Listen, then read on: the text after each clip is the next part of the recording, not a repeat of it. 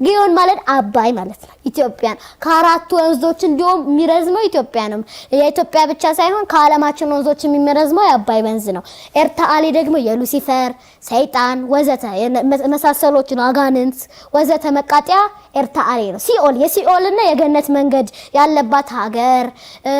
የመጀመሪያው ሂጅራ የተደረገው እዚህ ነው ነብዩ መሐመድ መልእክተኞቹም ከላከ በኋላ እሱም ተሰዶ የመጣው እኮ እዚህ ነው አይደለ ኢትዮጵያ ማለት እኮ ታላቅ ሀገር ነው ኢት ማለት ኢትዮጵ የሚባል ሰው አለ የካህኑ መልከጼዴቅ ልጅ ማለት ነው ኢት ማለት ስጦታ ነው ዮፕ ማለት የኦፊር ንጹህ ወርቅ ነው ንጹህ የወርቅ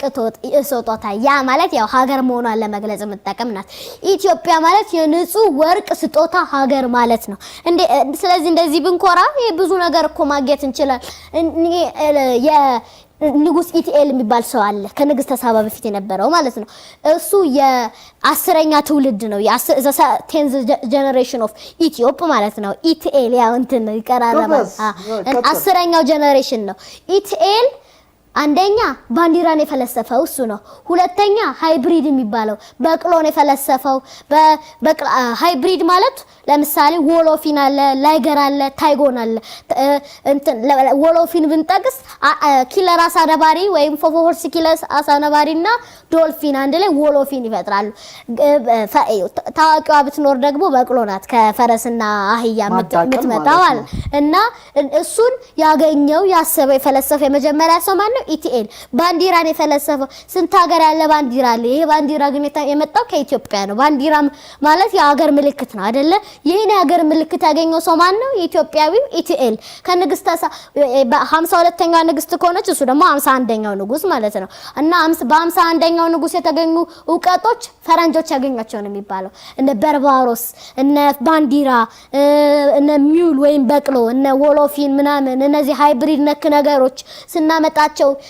እነ ሞንስትሮ የሚባሉ አሳነባሪዎች ከሰማያዊ አሳነባሪና ስፐርም አሳነባሪ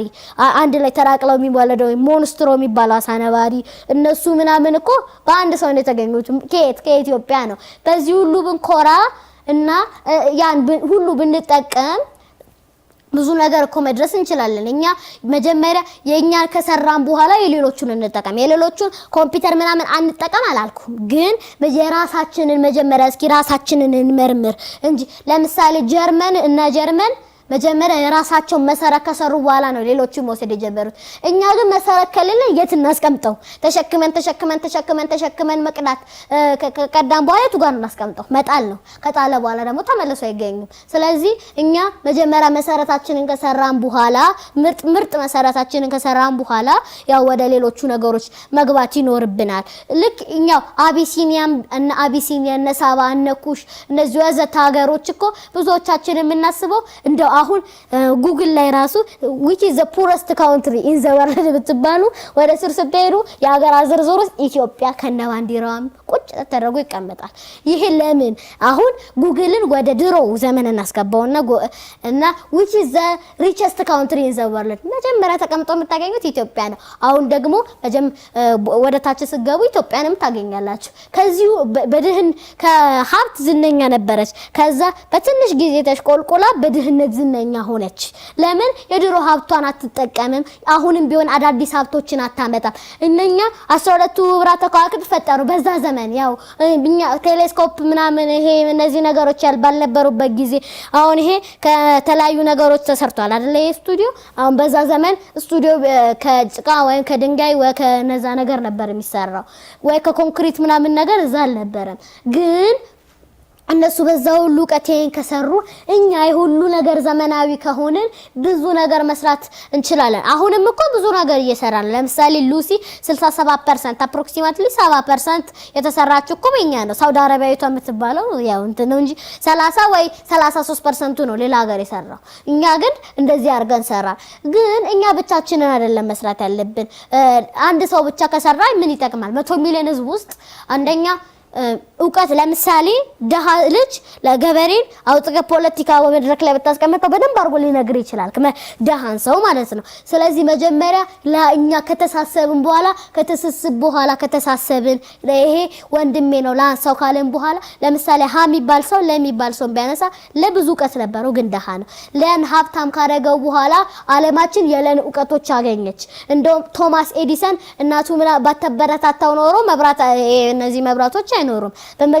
አልበርት አንስታይንስ ቢሆን ከትምህርት ቤት ሰነፈ ያው እንትን ከሰነፈ በኋላ እናቴ ለምን ከትምህርት ቤት ተባረርኩ ይባል ጎብዘ ነው አለች ከዛ